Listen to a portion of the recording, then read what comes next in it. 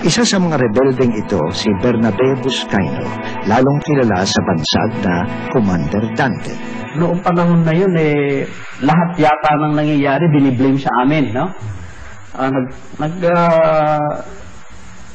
Nang panahon na yun, nagagalit kami at nag-iisip, kaya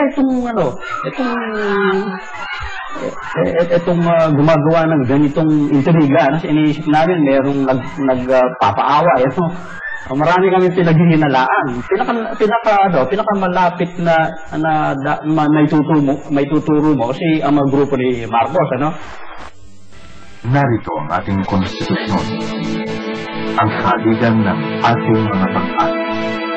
Samantala, namumuo ang iba pang klaseng kaguluhan sa Constitutional Convention o CONCON. Inihalal ang CONCON para palitan ng 1935 Constitution na ginawa pa noong panahong ang Pilipinas ay isang kolonya ng Estados Unidos.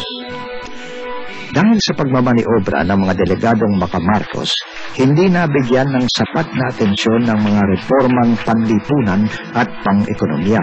Sa halip, ang napagbuhusan ng panahon ay ang mga panukalang palitan ang sistema ng gobyerno mula sa presidensyal tungo sa parlamentaryo.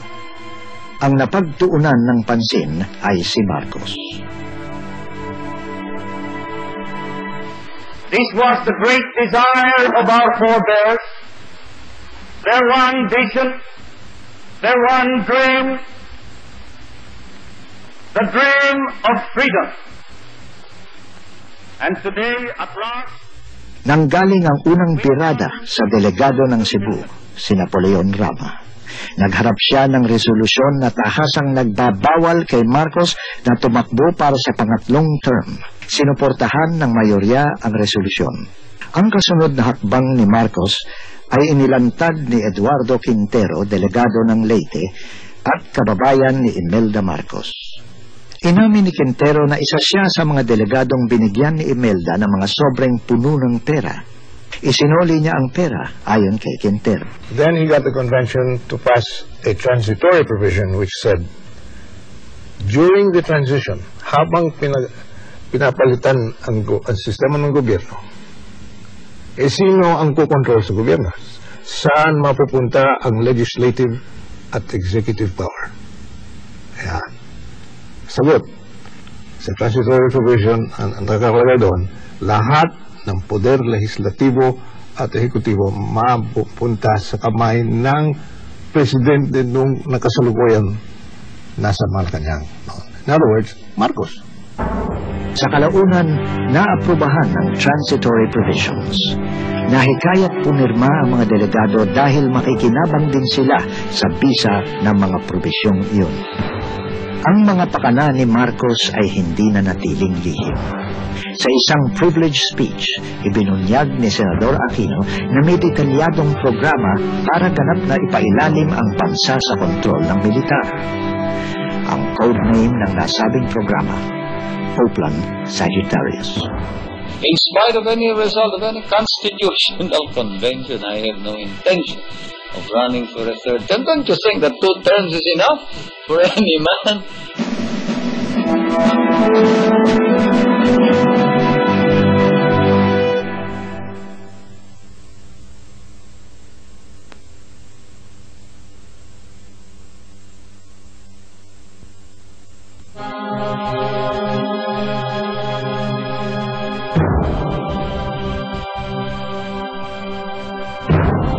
Oplan Sagittarius, blueprint ng martial law ayon kay Ninoy Aquino.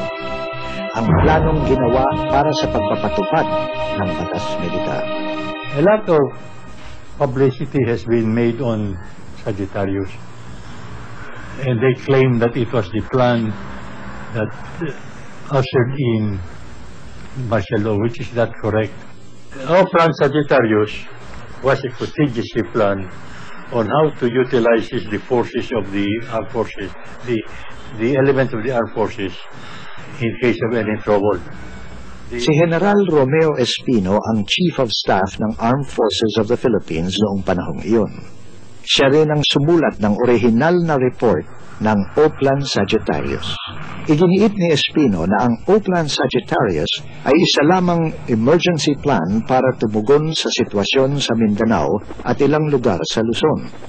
Maaaring hindi na nakilala ni Espino ang Oplan Sagittarius pagkatapos na pasadahan ito ni Marcos at ng kanyang defense minister, si Juan Ponce Enrile.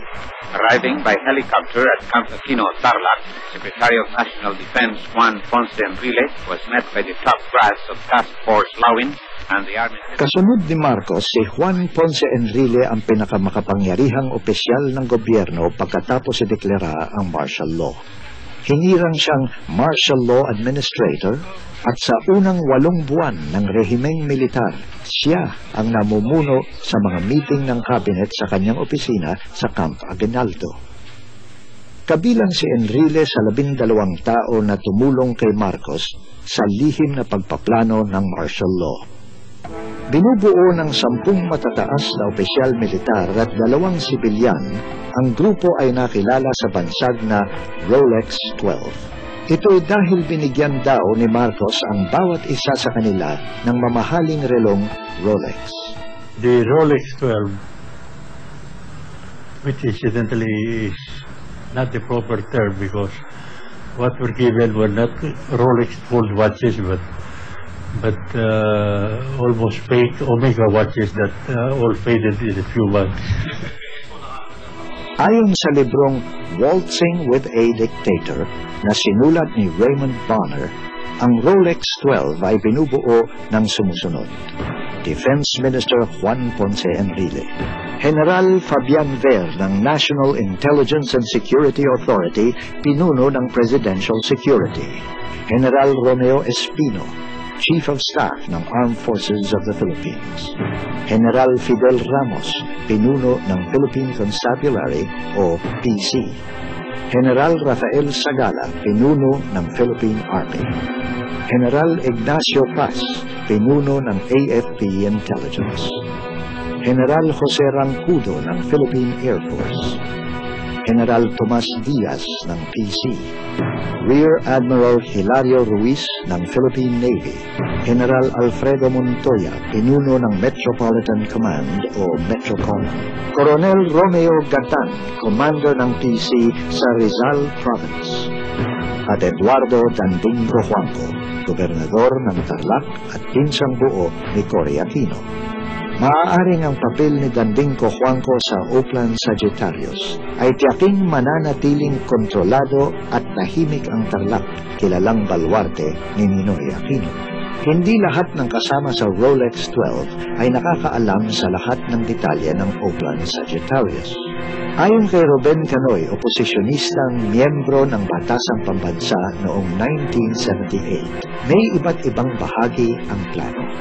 Sina Marcos at Enrile ang nagplansya ng mga aspetong legal para mapalabas na lehitimo ang martial law. Ang mga opisyal militar naman ang namahala sa pagpapatupad ng plano. Dahil ang presidente ang commander-in-chief ng sandatahang lakas, iilan lamang ang opisyal militar na nagpahayag ng pagtutol sa emergency room. Isa na rito si General Manuel Yan, dating Chief of Staff ng AFP. Hindi pa naman malala ang sitwasyon sa Mindanao noon. Kukunti lang ang talagang conflict sa Mindanao noon. Yung MNLF, wala pa yan. MIM lang noon. Yan ang forerunner ng MNLF.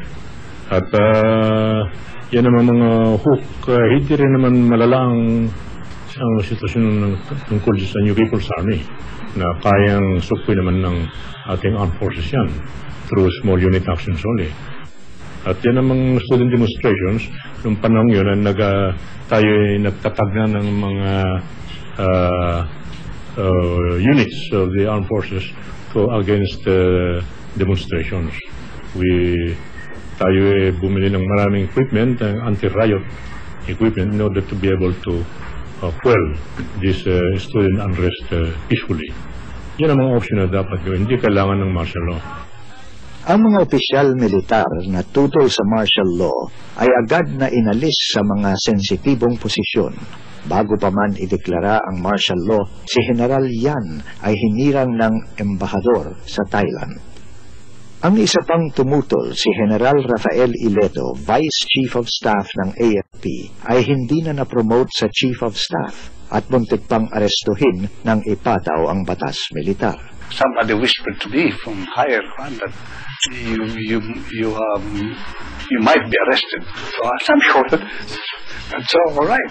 To show you that I was maybe considered one of the threats to the success of martial law. I had voiced my disagreement in some instances, and so I was left without any command, and I was under observation. And I was almost forced to accept a diplomatic post, which lasted for about 10 years.